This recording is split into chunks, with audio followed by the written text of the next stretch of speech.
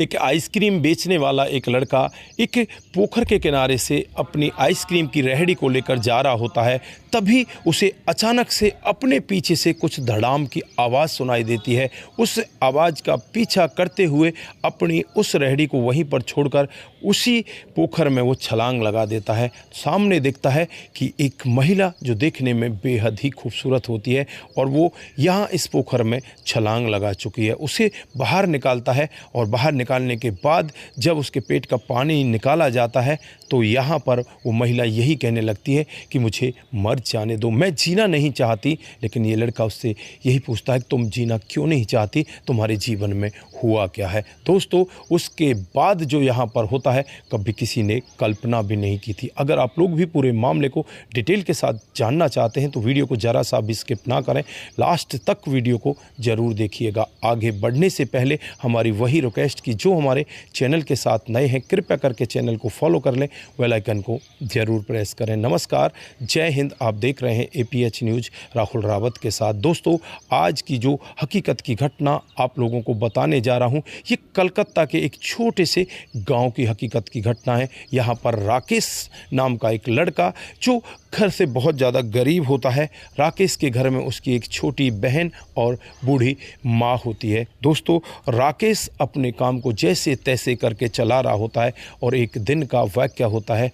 अब वो यहाँ इस गांव में रहकर बहुत ज़्यादा दुखी हो जाता है क्योंकि यहाँ पर उसे ढंग से टाइम पर दिहाड़ी मजदूरी भी नहीं मिल रही थी। तो वो सोचता है कि क्यों ना बगल के किसी दूसरे गांव में जाकर कोई काम धंधा किया जाए। फिर वो एक ऐसी जगह पर जाता है जहाँ पर बर्फ़ की फैक्ट्री होती है। कुछ रिक्शे वगैरह वहाँ पर लगे होते हैं और जो लोग बाग होते हैं उन रिक्शों को किराए पर लेकर जा रहे हैं। बर्फ़ का जो पैसा है वो भी वही मालिक लगा रहा है और जो यहाँ पर काम धंधा है वो सब मालिक का है, लेकिन इसे तो बस ये बर्फ़ बेच कर आनी है और दिहाड़ी के रूप में इसे 500 रुपये मिल जाएंगे। इस तरह का जब ये वाक़या सुनता है तो ये लड़का भी वहाँ जाकर कहने लगता है कि मुझे भी आपकी बर्फ़ बेचनी है, क्या मैं आपके लिए बर्फ़ बेच कर आ सकता हूँ। तो यहाँ उस लड़के से कहा जाता है कि भाई हमने तुझे देखा नहीं आज तक, तुझे जानते नहीं पहचानते नहीं, तुझे इस तरह से हम कैसे अपना रिक्शा दे दें।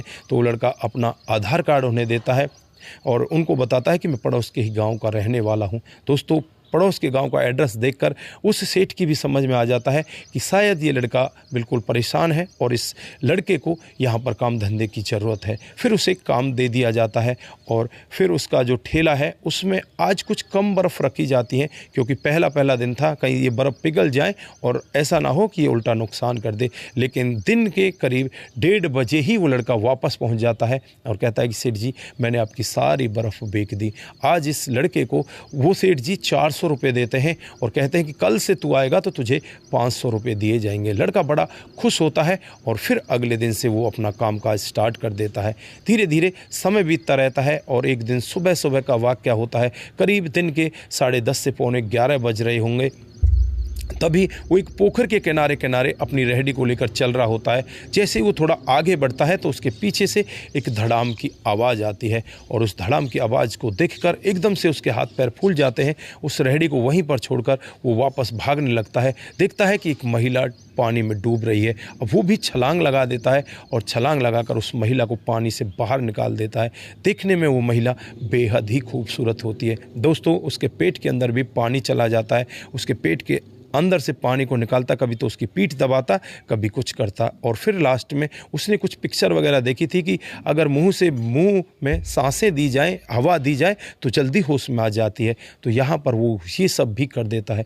जैसे ही वो महिला होश में आती है, इस लड़के का मुंह अपने मुंह के साथ टच होता हुआ देखती है तो इसको तमाचा लगा देती है और कहने लगती है कि तुम्हारी हिम्मत कैसे हुई मुझे छूने की। दोस्तों, ये लड़का कुछ नहीं कह पाता और कहता है कि मैडम मैंने आपको जानबूझकर नहीं छुआ, आप पानी में डूब रही थी, मैंने आपको बचाया है। अगर मुझे बचाने का ऐसा ही इनाम देना था तो ये ठीक है, मैंने इनाम ले लिया, अब आप यहाँ से चली जाएं, अपने घर पहुँच जाएं। वो कहती है कि मैं अपने घर नहीं जाना चाहती, मैं तो यहीं पर मर जाना चाहती। दोबारा से उसमें कूदने लगती है। वो लड़का कहता है तुम्हारा दिमाग ख़राब हो गया है, तुम इस तरह से कूदोगी तो तुम्हारी जान चली जाएगी। लेकिन वो कहती है कि मैं यही तो सब चाहती हूँ। लेकिन ये लड़का कहता है कि तुम्हें ऐसा नहीं करना चाहिए, तुम ऐसा क्यों चाहती हो। तो वो औरत अपना पूरा डाटा उसे बताती है। दोस्तों, उस औरत का नाम मंजू होता है। देखने में बेहद ही खूबसूरत होती है। 1.5 साल पहले उसकी शादी होती है। शादी भी बड़े धनी परिवार में होती है, धन दौलत की कोई कमी नहीं होती।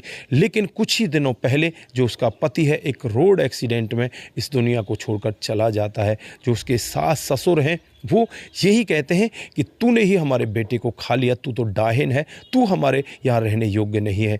और इधर जो उसके घर वाले हैं, वो उससे ये कहते हैं, जो उसके माता पिता हैं, भैया भाभी हैं, वो लोग ये कहते हैं कि तुझे वहीं पर रहना है। दोस्तों, ये लड़की बहुत ज़्यादा परेशान हो जाती है। परेशान होकर अब वो एक दिन ऐसा निर्णय लेती है, क्यों ना इस दुनिया से अपने आप को विदा कर लिया जाए। लेकिन यहाँ पर ये लड़का इसे ऐसा नहीं करने देता और इसे बचा लेता है। उसके बाद ये लड़का इसे इसके घर पर लेकर जाता है। वहाँ जाने के बाद जो इसके सास ससुर होते हैं, वो भी उल्टी सीधी बातें करने लगते हैं। लेकिन यहाँ जो इसका पति होता है, इसके नाम कुछ ज़मीन कुछ दिन पहले ही खरीद कर गया था। वो इस गांव से लगभग 12 किलोमीटर दूरी पर होती है। जब एक दिन ये अपने घर के अंदर कुछ खंगाल रही होती है, तो उसे दस्तावेज मिलते हैं। उन दस्तावेज़ों में इसके नाम रजिस्ट्री होती है। दोस्तों, अब ये औरत एक दिन मन ही मन सोचने लग जाती है कि ये तो काफ़ी महंगी ज़मीन है। और ये लड़का जो यहाँ पर होता है, राकेश, वो हर दिन इससे बातें किया करता, इसके मन को बहलाया करता। फिर एक दिन वो राकेश से कहने लगती कि राकेश, तुम्हें मेरे साथ आज शहर चलना होगा। लड़का कहता है कि मैडम, आज की दहाड़ी मर जाएगी और मेरे घर वाले बिना दहाड़ी के कैसे गुजारा करेंगे। वो कहती है कि मैं आज आपकी दहाड़ी दुगनी दूंगी। दोस्तों, अब राकेश के साथ वो सीधे उसी गांव में चली जाती है और वहाँ पर एक प्रॉपर्टी डीलर से बातचीत करती है। तो उस ज़मीन के करोड़ों रुपए लग रहे होते हैं और उस ज़मीन को वो बेच देती है। बेचने के बाद अब वो एक शहर के अंदर जाती है और वहाँ जाने के बाद एक अच्छा सा घर ले लेती है और उस घर में वो रहने लगती है। इधर जो लड़का होता है राकेश, उससे बार बार वो बातें किया करती। राकेश भी उससे अच्छे से घुल मिल जाता है और फिर यहाँ पर वो राकेश से कहने लगती है कि राकेश, क्या तुम मेरे साथ नहीं रह सकते? हम यहीं पर कोई काम धंधा कर लेंगे। तो राकेश कहता है कि देखो मैडम, मैं यहाँ पर कैसे रह सकता हूँ? मेरे परिवार में मेरी माँ है, मेरी बहन है। तो वो कहती है कि क्यों ना तुम माँ और बहन को भी हमारे ही साथ रख लो, यहीं पर रहने लग जाओ। दोस्तों, यहाँ पर अब राकेश सोचता है कि यार ये कह तो सही रही है, हमारा घर भी टूटा फूटा है, आगे बारिश होने वाली है, तो हम लोग वहाँ पर कैसे रहेंगे। फिर वो अपनी माँ को पूरा वाक्य बताता है। माँ भी कहती है ठीक है बेटा, लेकिन नौकरी पेशा वहाँ मिल जाएगा ना तुझे? वो कहती है कि हाँ मिल जाएगा। दोस्तों, उसके बाद वो लड़का अपनी माँ को, अपनी बहन को लेकर सीधे उसी जगह पर पहुँच जाता है और उसके घर में ये लोग रहने लगते हैं। दोस्तों, यहाँ पर जो मधु होती है, इस माँ की ऐसी सेवा करती है जैसे कि इसकी ये सगी माँ है और अपनी इसकी लड़के की बहन से भी ऐसा प्यार करती है कि जैसे इसकी ये ननद हो। लेकिन कभी भी ये इस लड़के से प्यार का इजहार नहीं कर पाती। धीरे धीरे समय बीतता रहता है और एक दिन का वाक़या होता है जब ये मधु एकदम से बीमार पड़ जाती है, हालत एकदम बहुत ज़्यादा ख़राब हो जाती है।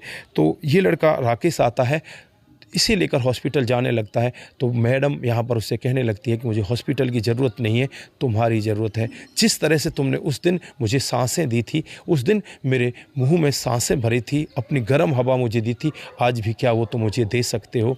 दोस्तों, यहाँ पर ये लड़का समझ ही नहीं पाता कि मैडम कह क्या रही है और मैडम इसे अपनी तरफ खींच लेती है। फिर ये दोनों ऐसे मिल जाते हैं जैसे कि ये बिल्कुल सदियों से एक दूसरे के लिए प्यासे बैठे हों और फिर इनके दिल और दिमाग में प्यार शुरू हो जाता है। लड़का भी इस औरत को चाहने लगता है और ये औरत भी इस लड़के को चाहने लगती है। ये सब बातें ये लड़का अपनी माँ को बताता है। माँ बड़ी खुश होती है और फिर इन दोनों की बड़ी ही धूमधाम से शादी कर दी जाती है। दोस्तों, अब ये लड़का राकेश इसी के साथ रहकर एक परचूने की बहुत अच्छी दुकान चला रहा है, बहुत अच्छे से इनका गुजारा चल रहा है। कुछ दिनों के बाद ये लड़का अपनी बहन की भी शादी करवा देता है और शादी होने के बाद बहन भी अपने घर पर खुश है, माँ भी खुश है और इधर ये मधु भी खुश है। लेकिन जब इस सब के बारे में इस औरत के ससुराल वालों को पता चलता है तो वो एकदम से भड़क जाते हैं कि इसने ऐसा कैसे कर लिया। लेकिन इन्हें नहीं पता होता है कि तुम्हारे बेटे ने ही इसके नाम इस तरह की ज़मीन की थी। लेकिन जब ये वहाँ पर आते हैं तो तो वहाँ आकर पूरी सच्चाई पता चलता है। तो ये लोग कहने लगते हैं कि उसमें हमारा भी हिस्सा है, लेकिन ये कहती है कि तुम्हारा हिस्सा होता तो तुम्हारे ये नाम करते। अब तुम्हारा कोई हिस्सा नहीं है, तुम्हारे घर से मेरा कोई वास्ता नहीं है, तुमसे मेरा कोई वास्ता नहीं है। अगर मेरा कोई है तो ये राकेश है, इसने मुझे जीवन दान दिया है, मैं इसी के साथ रहना चाहती हूँ। दोस्तों उस दिन के बाद से ये इसी के साथ रहने लगती है और अपने जीवन को आगे बिताने लगती है। तो दोस्तों ये रही आज की एक छोटी सी कहानी। आप लोगों को कैसी लगी? अगर आपको ज़रा सी भी प्रभावित करती है, ज़रा सी भी अच्छी लगती है, तो दोस्तों के साथ ज़रूर साझा करके जाएं। आज के लिए बस इतना ही, फिर मिलते हैं किसी नए मोड़ के साथ। तब तक के लिए आप अपना ख्याल रखें, परिवार का ख्याल रखें, सतर्क रहें, सावधान रहें, रिश्तों की अहमियत को ज़रूर समझें। नमस्कार, जय हिंद, जय भारत।